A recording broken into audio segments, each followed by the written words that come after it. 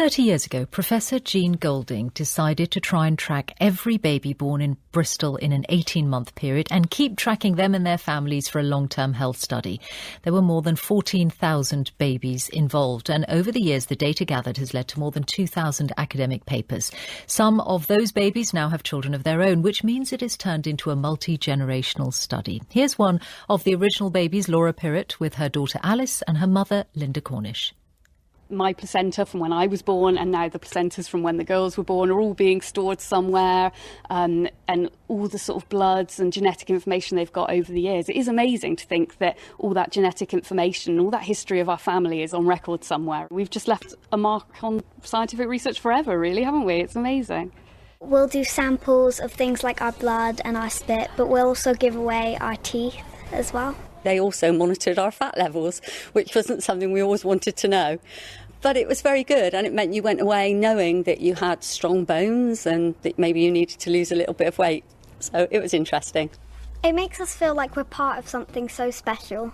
3 generations there who are part of Professor Jean Golding's study. She's on the line, Emeritus Professor of Paediatric and Perinatal Epidemiology and founder of the Children of the 90s Health Study. Good morning, Professor Golding. Good morning. Take us back to when you first had the idea, because I think it's, even more than 30 years ago. So back in 1990 is when you came up with the idea of inviting every baby about to be born in Bristol or their parents to get involved. What did people think of the idea? Well, at the time, I was trying to persuade people to fund the research. Most of the very big funders, like the Medical Research Council, thought it was a wild idea to do what I was planning, which was to collect as much information on all aspects of the pregnancies and the children's lives going forward. Can you explain what that meant for the pregnant women involved and then for their children? You asked them, I think, even for their nail clippings. Yes, toenail clippings, that was. But most of the effort that the parents put in, and then later the children, was in terms of filling in questionnaires, very detailed questionnaires, during their lives, and also coming and being examined, as Linda Cornish described. How regularly did you need to see them? From the age of 7, we saw them every year. And you were also asking them, weren't you, about chemicals they were using in the house, all kinds of lifestyle things that surrounded them, which, were you doing that with a view to what you were trying to find out, or you were just trying to collect as much information as possible?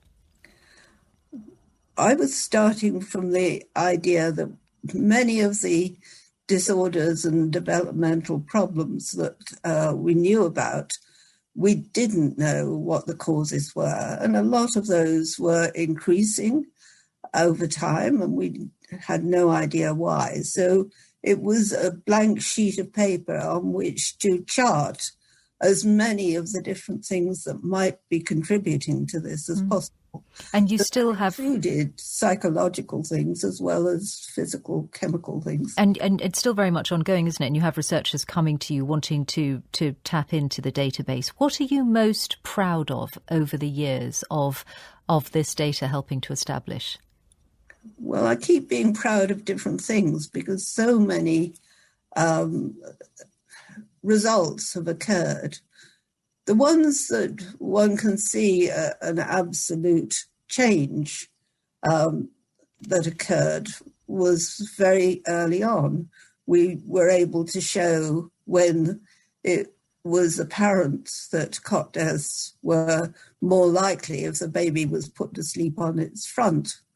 We were able to show that if you did put the baby to sleep on its back, it was healthier and there weren't any adverse effects on the child.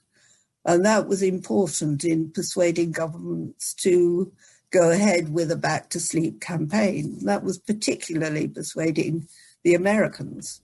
So we can see the drop in the number of cot deaths over the world.